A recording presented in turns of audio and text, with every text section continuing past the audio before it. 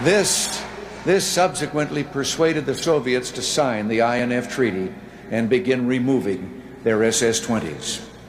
None of our achievements happened by accident, but only because we overcame liberal opposition to put our programs in place. And without George Bush to build on those policies, everything we've achieved will be at risk. All the work, sacrifice, and effort of the American people could end in the very same disaster that we inherited in 1981.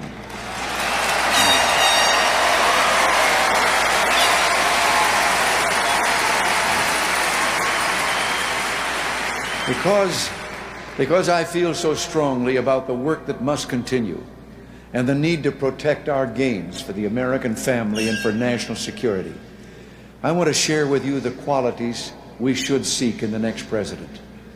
We need someone who's big enough and experienced enough to handle tough and demanding negotiations with Mr. Gorbachev, because this is no time to gamble with on-the-job training.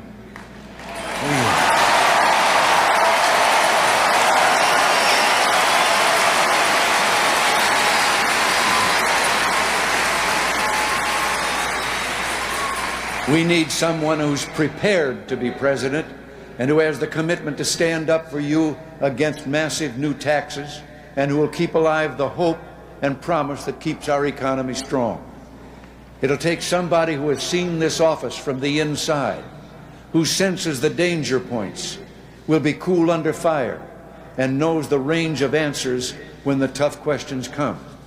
Well, that's the George Bush that I've seen up close.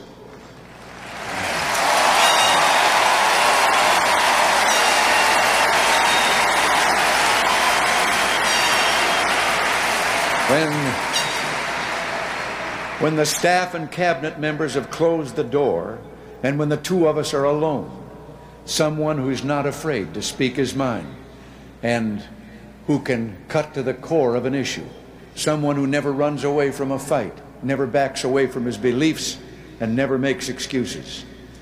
This office is not mine to give. Only you, the people, can do that. But I love America too much and care too much about where we will be in the next few years. I care that we give custody of this office to someone who will build on our changes, not retreat to the past. Someone who will continue the change all of us fought for, to preserve what we have and not risk losing it all. America needs George Bush and Barbara Bush as First Lady.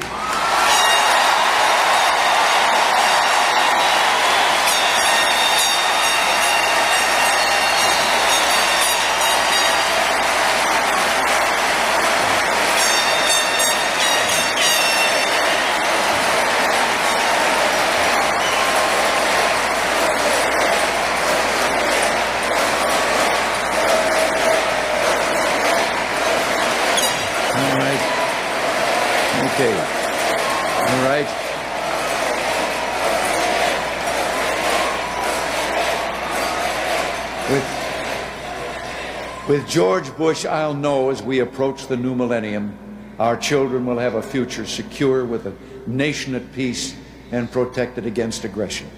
We'll have a prosperity that spreads the blessings of our abundance and opportunity across all America. We'll have safe and active neighborhoods, drug-free schools that send our children soaring in the atmosphere of great ideas and deep values, and a nation confidently willing to take its leadership into the uncharted reaches of a new age. So, George, I'm in your corner. I'm ready to volunteer.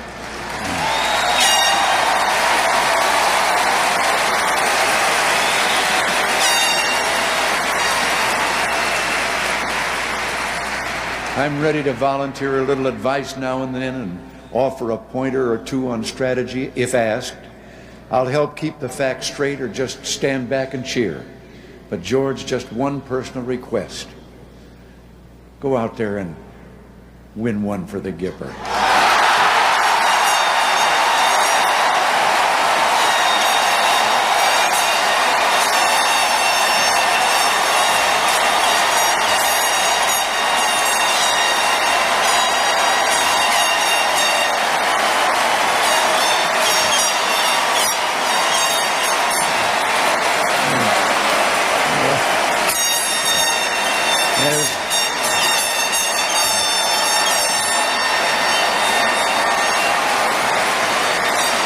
As you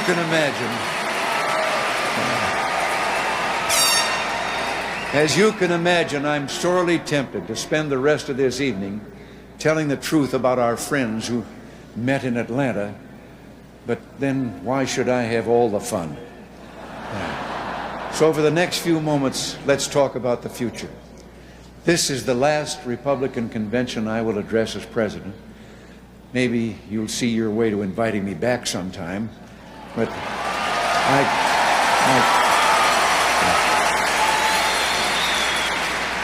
But like so many of us, as I said earlier, I started out in the other party. But 40 years ago, I cast my last vote as a Democrat. It was a party in which Franklin Delano Roosevelt promised the return of power to the states. It was a party where Harry Truman committed a strong and resolute America to preserving freedom. FDR had run on a platform of eliminating useless boards and commissions and returning autonomy and authority to local governments and to the states. That party changed, and it will never be the same. They left me. I didn't leave them.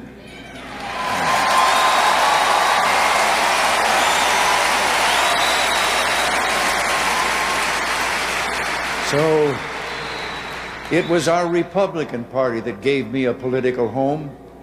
When I signed up for duty, I didn't have to check my principles at the door, and I soon found out that the desire for victory did not overcome our devotion to ideals. And what ideals those have been.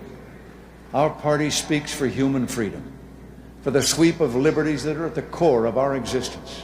We do not shirk from our duties to preserve freedom so it can unfold across the world for yearning millions.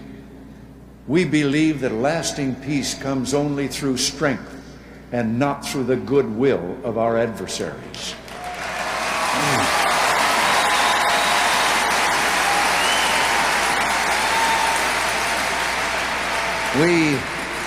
We have a healthy skepticism of government, checking its excesses at the same time we're willing to harness its energy when it helps improve the lives of our citizens. We have pretty strong notions that higher tax receipts are no inherent right of the federal government. We don't think that inflation and high interest rates show compassion for the poor, the young, and the elderly. We respect the values that bind us together as families and as a nation. For our children, we don't think it's wrong to have them committed to pledging each day to the one nation under God, indivisible with liberty and justice for all.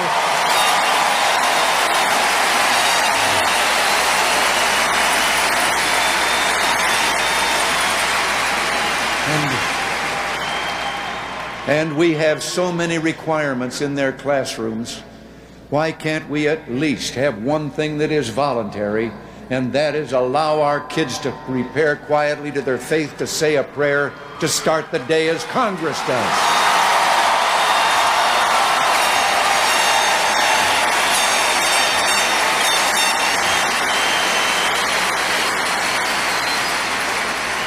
And for the unborn, quite simply, shouldn't they be able to live to become children in those classrooms?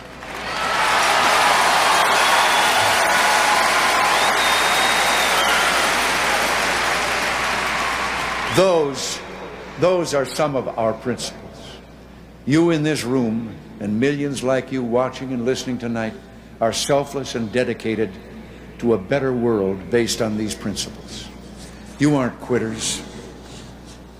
You walk not just precincts, but for a cause. You stand for something. The finest warriors for free government that I have known. Nancy and I thank you for letting us be a part of your tireless determination to leave a better world for our children. And that's why we're here, isn't it? A better world.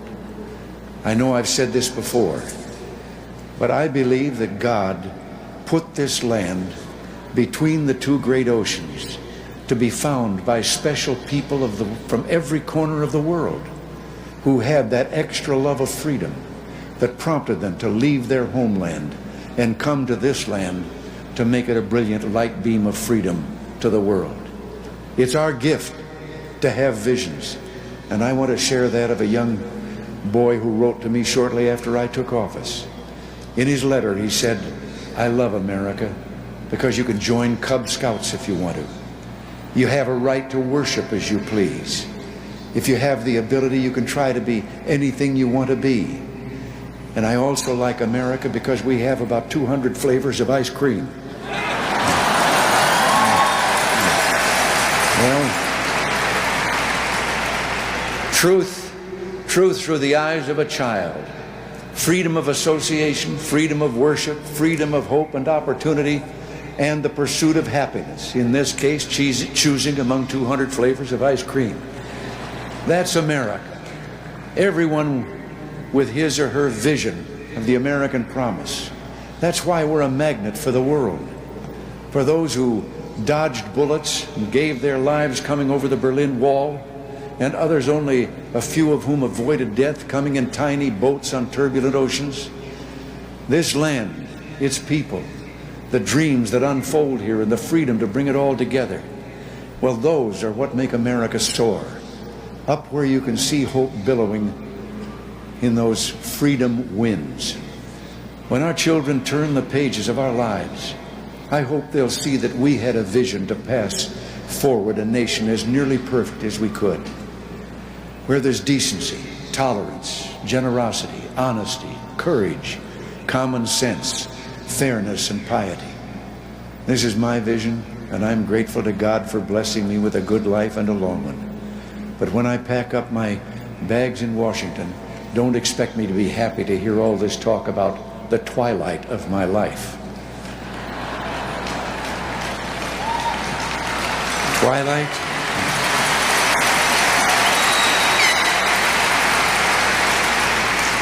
Twilight, not in America. Here it's a sunrise every day. Fresh new opportunities, dreams to build. Twilight, that's not possible because I confess there are times when I feel like I'm still little Dutch Reagan racing my brother down the hill to the swimming hole under the railroad bridge over the Rock River. You see, there's no sweeter day than each new one, because here in our country, it means something wonderful can happen to you. And something wonderful happened to me. We lit a prairie fire a few years back. Those flames were fed by passionate ideas and convictions. And we were determined to make them burn all across America. And what times we've had. Together we fought for causes we love, but we can never let the fire go out or quit the fight, because the battle is never over. Our freedom must be defended over and over again, and then again. There's still a lot of brush to clear out at the ranch, fences that need repair, and horses to ride. But I want you to know that if the fire's ever dim, I'll leave my phone number and address behind just in case you need a foot soldier.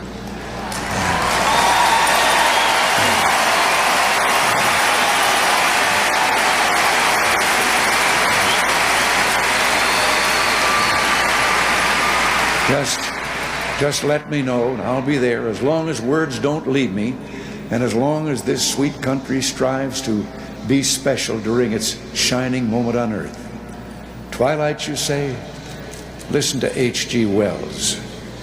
H.G. Wells says, "The past is but the beginning of a beginning, and all that is and has been is but the twilight of the dawn."